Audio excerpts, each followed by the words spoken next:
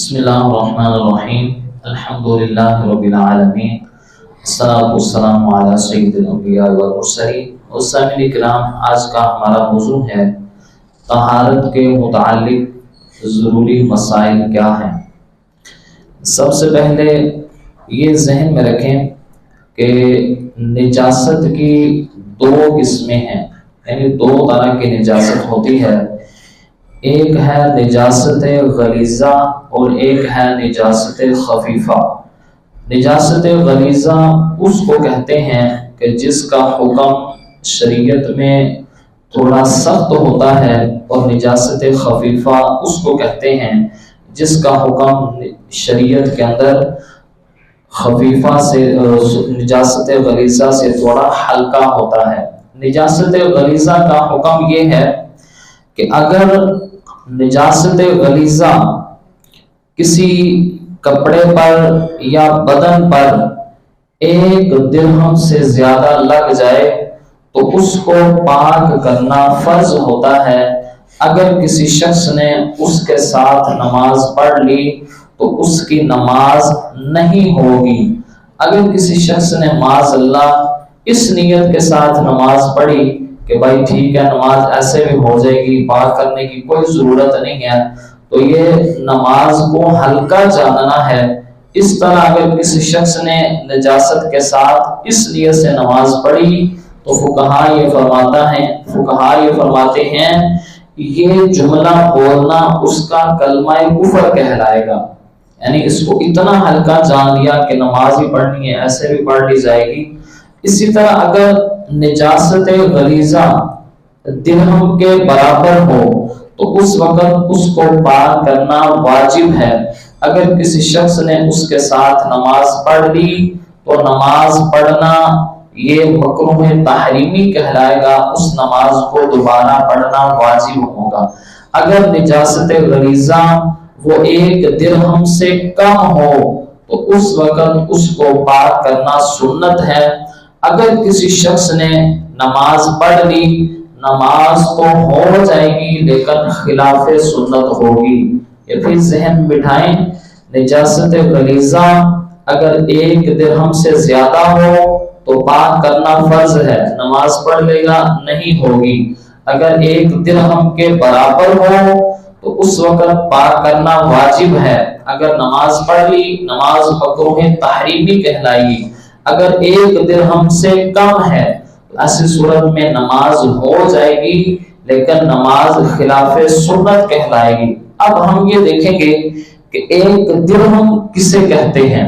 تو 1 درہم فقہا یہ فرماتے ہیں کہ اگر نجاست پتلی ہو، یعنی جیسے آدمی کا پیشاب ہے یا ایسے ہی شراب ہے، خون ہے، تو اس میں اندازہ یہ ہے کہ ہاتھ کی ہتھیلی پر رکھیں تو وہ ہاتھ کی ہتھیلی جہاں تک پھیلی ہوئی ہے یہاں تک جب پھیل جائے تو یہ حصہ جو ہے یہ 1 درہم کی مقدار کہلاتا ہے۔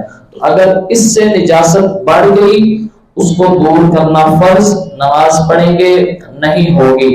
اگر 1 ہتھیلی کے برابر ہو تو اس وقت اس کو دور کرنا واجب، نماز پڑھ لی مکروہ تحریمی۔ اگر کم ہو تو اس کو دور کرنا سنت ہے، نماز پڑھ لی نماز ہو جائے گی لیکن خلاف سنت ہوگی۔ اسی طرح دوسری نجاست ہے نجاست خفیفہ۔ نجاست خفیفہ کا حکم یہ ہے کہ کپڑے کے جس حصے میں یا بدن کے جس حصے میں لگ جائے، اگر وہ 1/4 سے کم ہے تو ایسی صورت میں وہ معاف ہوگی، لیکن اگر 1/4 سے زیادہ ہے یا 1/4 کے برابر ہے تو ایسی صورت میں اس کو بغیر دھونے کے نماز نہیں ہوگی۔ یعنی مثال کے طور پر یہ بازو ہے، تو بازو کے اوپر اگر نجاست لگ گئی تو یہ بازو کا حکم علیحدہ ہوگا۔ بازو کو ہم 4 حصوں میں تقسیم کریں گے۔ اگر 4 حصوں میں بازو کو تقسیم کرنے بعد وہ 4تھے حصے سے کم میں لگی ہے تو ایسی صورت میں نماز ہو جائے گی۔ اگر وہ 4تھے حصے سے زیادہ لگ گئی تو ایسی صورت میں اس بدن کے ساتھ لگی ہو یا کپڑے کے ساتھ لگی ہو تو وہ کپڑا پہن کر نماز پڑھنا جائز نہیں ہوگا۔ اب ہم دیکھیں گے کہ نجاست غلیظہ وہ ہیں کون کون سی۔ تو نجاست غلیظہ میں سب سے پہلے انسان کے بدن سے جو ایسی چیز نکلے جس کے ساتھ وضو یا غسل کرنا بندے پر لازم ہو جاتا ہے، جیسے پاخانہ ہے، پیشاب ہے، بہتا ہوا خون ہے، پیپ ہے، یا اسی طرح حیض و نفاس کا خون ہے، اور اسی طرح جو الٹی کرتے ہیں، یہ ساری نجاست غلیظہ ہیں۔ اسی طرح منی ہے، مزی ہے، ودی ہے، یہ ساری چیزیں نجاست غلیظہ ہیں۔ اسی طرح دکھتی ہوئی آنکھ سے جو پانی بہتا ہے وہ نجاست غلیظہ کہلائے گا۔ اسی طرح پستان سے یا درد کی وجہ سے ناف کے اندر سے کوئی پانی نکلے تو وہ بھی نجاست غلیظہ کہلائے گا۔ اسی طرح خشکی کے ہر جانور کا بہتا ہوا خون نجاست غلیظہ۔ اسی طرح مردار کا گوشت اور چربی یہ بھی نجاست غلیظہ ہے، یعنی اگر جسم پر لگ جائے تو یہی حکم ہوگا۔ اسی طرح جو حرام جانور ہیں جیسے کتا ہے، شیر ہے، لومڑی ہے، بلی ہے، چوہا ہے، گدھا ہے، خچر ہے، ہاتھی ہے، اسی طرح خنزیر ہے، تو یہ ساری یہ جانور جو ہیں ان کا خون بھی وہ سارے کا سارا نجاست غلیظہ کہلائے گا۔ اسی طرح گھوڑے کی لید اور اسی طرح بھینس، اسی طرح گائے، ان سب کا جو گوبر ہے وہ بھی نجاست غلیظہ ہے۔ اسی طرح ہر قسم کی شراب اور اسی طرح ہاتھی کے سور کی جو رطوبت ہے، اور اسی طرح شیر، کتے، چیتے اور دوسرے جتنے بھی پرندے ہیں ان سب کا جو تھوک ہے وہ بھی نجاست غلیظہ ہے۔ اور بالخصوص دودھ پیتے ہوئے بچے اور بچی کا جو پیشاب ہے وہ بھی نجاست غلیظہ ہے۔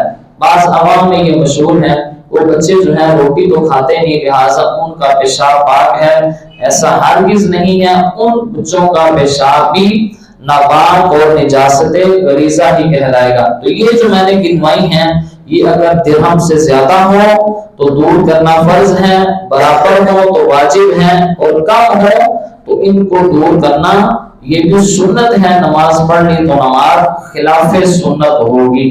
دوسرے نمبر پر نجاست خفیفہ کون کون سی چیزیں ہیں؟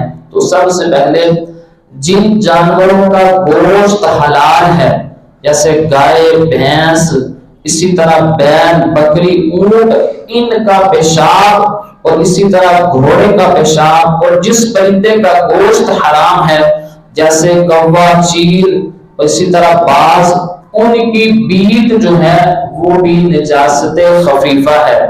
اسی طرح جو حلال پرندے ہیں مثال کے طور پر کبوتر ہے، مرغابی ہے، ان کی بیٹ بھی جو ہے وہ پاک ہوتی ہیں۔ فقہاء یہ فرماتے ہیں جن جو پرندے اونچے اڑتے ہیں اور وہ ہیں بھی حلال، ان کی جو بیٹ ہے وہ نہ نجاست غلیظہ ہے نہ نجاست خفیفہ ہے، یعنی وہ اگر جسم پر لگ جائے تو نہ کپڑے ناپاک ہوتے ہیں نہ ہی بندے کا جسم ناپاک ہوتا ہے۔ اور اسی طرح اگر نجاست غلیظہ خفیفہ میں مل جائے تو وہ پوری کی پوری نجاست غلیظہ کے ہی حکم میں ہوگی۔ یعنی اگر مثال کے طور پر کسی ایسے جانور کا گوشت ہے جو کسی ایسے جانور کا لعاب ہے جو پاک ہے، وہ نجاست غلیظہ اس میں شامل ہو جائے، مثلا اس میں تھوڑا سا خون مل جائے یا پیپ مل جائے، جو ساری قسمیں ہیں تو وہ ساری کی ساری کی نجاست غلیظہ ہی کہلائے گی۔ اسی طرح اگر پیشاب کی نہایت باریک چھینٹیں جو سوئی کی نوک کے برابر ہوں کسی بدن پر یا کپڑے پر لگ جائیں تو کپڑا اور بدن دونوں ہی پاک رہیں گے۔ یعنی اب دیکھیں نا سوئی کے ناکے کے برابر چھوٹے چھوٹے ذرات ہیں جو نظر ہی نہیں آ رہے، تو جب نظر نہیں آ رہے تو اب ہم ان کو دور کیسے کریں گے؟ تو لہٰذا ان کا پتہ نہ ہونے کی وجہ سے فقہاء یہ حکم لگاتے ہیں کہ وہ بندے کا کپڑا بھی پاک ہوگا، بدن بھی پاک ہوگا۔ ہاں اگر ایسے وہ پیشاب کے قطرے ہیں کہ بالکل واضح بالکل نظر آ رہے ہیں، تو ایسی صورت میں ان پیشاب کے قطروں کو دور کرنا لازمی اور ضروری ہوگا۔ اگر کسی شخص نے جیب میں پیشاب یا شراب کی یا خون کی بوتل اٹھائی ہوئی ہے اور اس کے ساتھ نماز پڑھ رہا ہے تو ایسی صورت میں اس کی نماز نہیں ہوگی، اس لیے کہ وہ نجاست کو اٹھا کر یہ پڑھ رہا ہے تو گویا ایسے ہی ہے جیسے وہ نجاست کے ساتھ نماز پڑھ رہا ہے۔ اسی طرح ناپاک چیز کا دھواں وہ اگر بندے کے کپڑوں پہ لگ جائے یا بندے کے جسم پہ لگ جائے تو اس کو لگنے کی وجہ سے بندے کا جسم اور کپڑے ناپاک نہیں ہوں گے۔ اسی طرح پخانے سے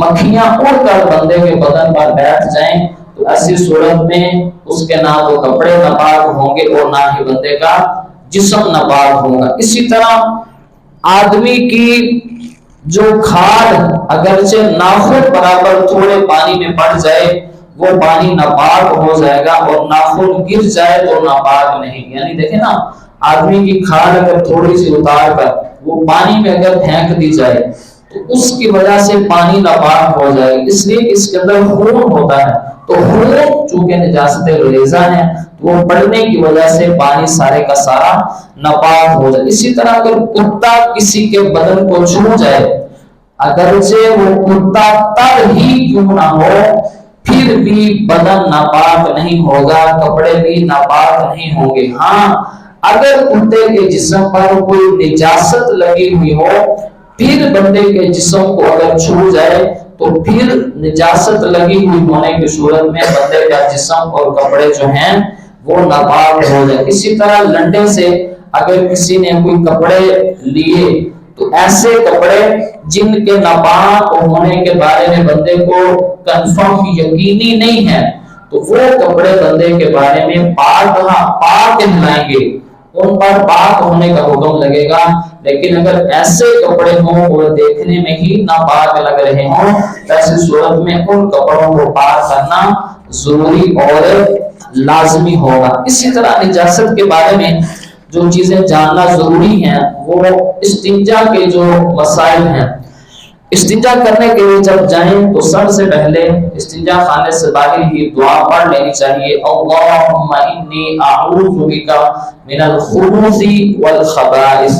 ٹائم شورٹ ہونے کی وجہ سے میں جلدی بیان کر رہا ہوں تاکہ آپ زیادہ مسائل اپنے ذہن میں بٹھا سکیں۔ اسی طرح استنجا خانہ سے جب باہر نکلیں گے تو پہلے آپ دایاں قدم باہر نکالیں گے، جاتے وقت بایاں قدم پہلے استنجا خانہ میں رکھیں گے، نکلتے وقت دعا پڑھیں گے غفرانک الحمدللہ الذی اذھب عنی ما یؤذینی وامسک علی ما ینفعنی، یہ دعا پڑھیں گے۔ اور پخانہ یا پیشاب کرتے وقت طہارت کرنے میں قبلہ کی طرف منہ کرنا یا پیٹھ کرنا یہ دونوں ہی ناجائز ہیں۔ اگرچہ بندہ کسی گھر میں ہو، اگرچہ کسی میدان میں ہو، جنگل میں ہو، جہاں بھی بیٹھ کر پیشاب یا پخانہ کرے تو قبلہ کی طرف نہ منہ کرنا جائز ہے نہ پیٹھ۔ اگر کسی نے قبلہ معلوم نہیں تھا اس کو تو ویسے ہی اس نے اس طرف منہ کر کے پیشاب کرنا شروع کر دیا تو کسی نے بتایا تو فوراً ہی اپنا رخ چینج کر لینا چاہیے تاکہ بندہ گناہگار نہ ہو۔ اسی طرح بچے کو پیشاب یا پخانہ کراتے وقت بھی اس کا منہ قبلہ کی طرف نہیں کرنا چاہیے، اس لیے کہ بچے کو تو پتہ نہیں جو پیشاب یا پخانہ کروائے گا وہ کروانے والا گناہگار کہلائے گا اگر اس کا منہ یا پیٹھ قبلہ کی طرف کرتا ہے۔ اسی طرح پیشاب یا پخانہ کرتے وقت سورج اور چاند کی طرف منہ نہیں کرنا چاہیے، اس طرح یعنی نہ ہی پیٹھ، اور اسی طرح ہوا کے رخ پیشاب کرنا یہ بھی منع ہے، یعنی ہوا جس رخ کی ہے اس رخ کو اگر پیشاب کریں گے تو واپس دوڑ کر آپ کے کپڑوں پر گرے گا، جسم پر گرے گا، لہٰذا ادھر بھی منہ کر کے نہیں کرنا چاہیے۔ اسی طرح کنویں یا حوض کے کنارے پر پیشاب نہیں کرنا چاہیے، یہ نہ ہو کہ کہیں وہ کنویں یا حوض میں ہی نہ گر جائے۔ اسی طرح بہتے ہوئے پانی میں پیشاب نہیں کرنا چاہیے، ہو سکتا ہے آگے بیٹھ کے کوئی پانی پی رہا ہو۔ اسی طرح پھلدار درخت کے نیچے پیشاب نہیں کرنا چاہیے، اور اسی طرح اس کھیت میں جس میں زراعت موجود ہو، کھانے والی چیزیں مثلا گندم ہے یا چاول ہیں، اسی طرح سائے میں جہاں لوگ بیٹھتے ہیں وہاں پیشاب نہیں کرنا چاہیے۔ مسجد اور عیدگاہ کے پہلو میں پیشاب نہیں کرنا چاہیے۔ بعض دفعہ عیدگاہ میں آپ کو پتہ ہے وہاں نماز جنازہ یا عید پڑھی جاتی ہے۔ قبرستان میں پیشاب نہیں کرنا چاہیے، راستے میں پیشاب نہیں کرنا چاہیے کہ گزرنے والوں کو اس کی سمیل آئے گی۔ اسی طرح جس جگہ جانور بندھے ہوئے ہوں وہاں پر بھی پیشاب نہیں کرنا چاہیے۔ جس جگہ وضو یا غسل کیا جاتا ہو وہاں پر بھی پیشاب نہیں کرنا چاہیے۔ ہاں اگر اس طرح کا غسل خانہ ہے اس میں ساتھ ہی فلش سسٹم موجود ہے تو وہاں آپ کر سکتے ہیں، البتہ علیحدہ جہاں پر غسل کر رہے ہیں وہاں پر پیشاب نہیں کرنا چاہیے، اس لیے کہ جب غسل کریں گے تو پانی نیچے گر کے پیشاب کے چھینٹوں کا آپ کے جسم پر لگنے کا اندیشہ ہے، لہٰذا احتیاط کرنا چاہیے۔ کھڑے ہو کر یا لیٹ کر یا بالکل سارے بدن کو ننگا کر کے پیشاب کرنا یہ مکروہ ہے، بلکہ ننگے سر پخانے میں جانا یا پیشاب کرنا اور یا ایسے ہی اپنے ساتھ ایسی چیز لے کر جانا جس میں کوئی دعا یا اللہ رسول یا کسی بزرگ ہستی کا نام لکھا ہوا ہے یہ بھی منع ہے۔ یوں ہی پیشاب کرتے وقت بات کرنا یہ بھی مکروہ ہے، یعنی آوازیں لگانا یا اس طرح کسی کو منع کرنا یہ بھی مکروہ۔ جب تک بیٹھنے کے قریب نہ ہو تو اپنے بدن سے کپڑا نہیں ہٹانا چاہیے، بلکہ بعض لوگ یعنی پھر دونوں پاؤں کشادہ کر کے بائیں پاؤں پر زور دے کے بیٹھنا اور کسی مسئلہ دینی میں غور نہیں کرنا چاہیے، اور اسی طرح چھینک یا سلام یا اذان کا جواب نہیں دینا چاہیے۔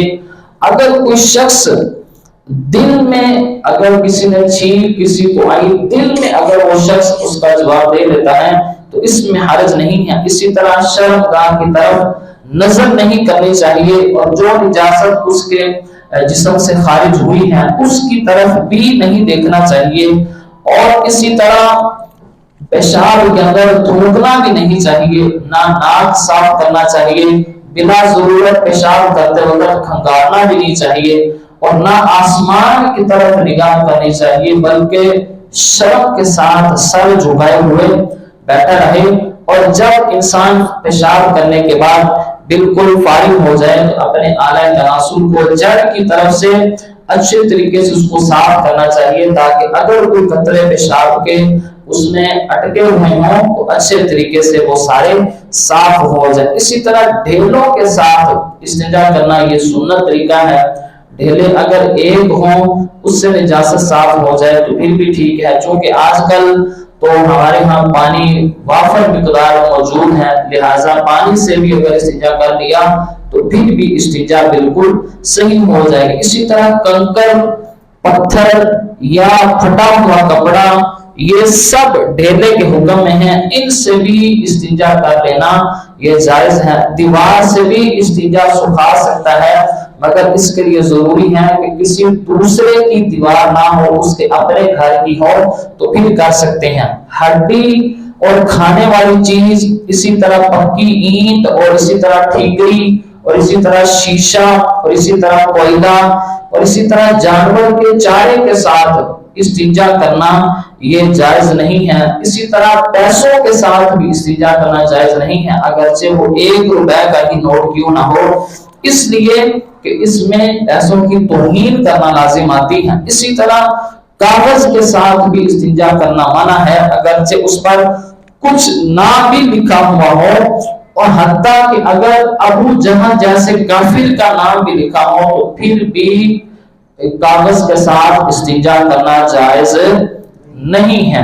آخر میں 1-2 مسائل یہ ذہن میں رکھیں، اگر کوئی ایسا شخص ہے کہ اس کا یعنی بایاں ہاتھ نہیں ہے استنجا کرنے کے لیے، چونکہ سنت یہ ہے کہ دائیں ہاتھ سے پانی ڈالے اور بائیں ہاتھ سے شرمگاہ کو صاف کرے، اور اس میں بھی ضروری یہ ہے کہ پہلے پیشاب کے مقام کو دھوئے پھر پخانے کے مقام کو دھوئے۔ اگر کوئی شخص لنجا ہے اس کی بیوی اس کو استنجا کروا سکتی ہے، اسی طرح اگر کوئی عورت ایسی ہے کہ اس کا ہاتھ نہیں ہے تو اس کا شوہر اس کو استنجا کروا سکتا ہے، لیکن اس کے علاوہ جتنے بھی رشتہ دار ہیں، بیٹا ہے، بیٹی ہے، بھائی ہے، بہن ہے، یہ استنجا نہیں کروا سکتے۔ بیوی نہیں ہے تو اس صورت میں استنجا اس شخص کو معاف ہے۔ اسی طرح ڈھیلے سے استنجا خشک کرنے کے بعد آب زمزم سے استنجا کرنا یہ مکروہ ہے، اور بغیر ڈھیلوں کے استعمال کیے ویسے ہی زمزم سے استنجا کرنا یہ ناجائز اور گناہ کا کام ہے، اس لیے کہ اس کی حرمت ہے، اس کی مقام و مرتبے کے اعتبار سے اس کے ساتھ استنجا نہیں کر سکتے۔ اسی طرح حالت حیض میں اور جس وقت بندے پر غسل فرض ہو اس وقت نماز پڑھنا ناجائز ہے، روزہ رکھنا جو عورت کے لیے حالت حیض میں ناجائز ہے، البتہ مرد جو ہے وہ سحری کھا سکتا ہے۔ قرآن مجید کو چھونا یہ حرام ہے، اسی طرح قرآن پاک کو زبانی پڑھنا مرد کے لیے وہ جائز ہے حالت جب بندہ ناپاک ہو، لیکن عورت کے لیے حالت حیض میں قرآن پاک کو اس طرح پڑھنا یہ ناجائز ہے، بلکہ وہ ہجے کر کے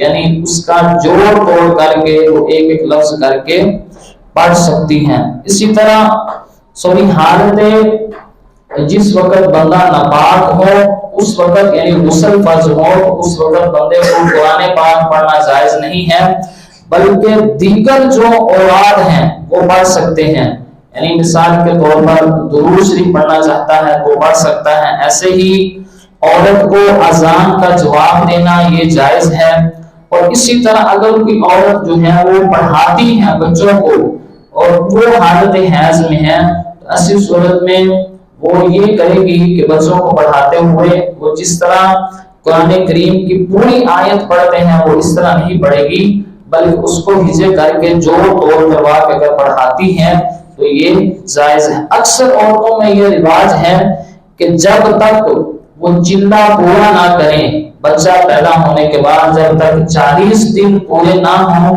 وہ یہ سمجھتی ہیں کہ ہمارے لیے نماز پڑھنا بھی جائز نہیں ہے، بلکہ فقہاء یہ فرماتے ہیں جب نفاس کا خون ختم ہو جائے، اس کو کامل یقین ہو کہ اب نفاس کا خون اس کے بعد نہیں آئے گا، تو اس کے لیے جائز ہے کہ وہ اچھے طریقے سے غسل کرے، غسل کرنے کے بعد وہ نماز پڑھنا شروع کر دے۔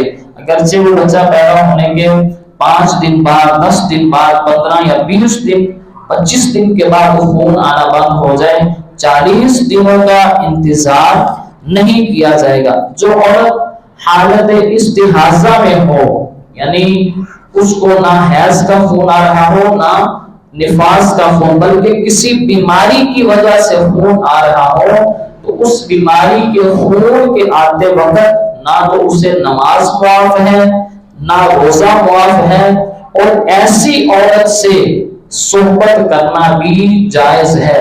لیکن ہاں جو حالت حیض میں ہو، حالت نفاس میں ہو، اس عورت کے ساتھ صحبت کرنا یہ حرام اور گناہ کا کام ہے۔ دعا ہے کہ اللہ رب العزت ہم سب کو عمل کی توفیق عطا فرمائے۔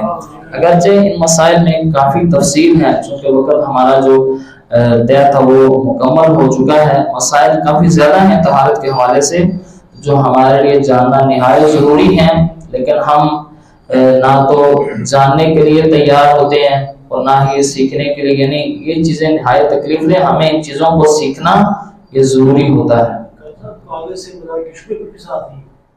جی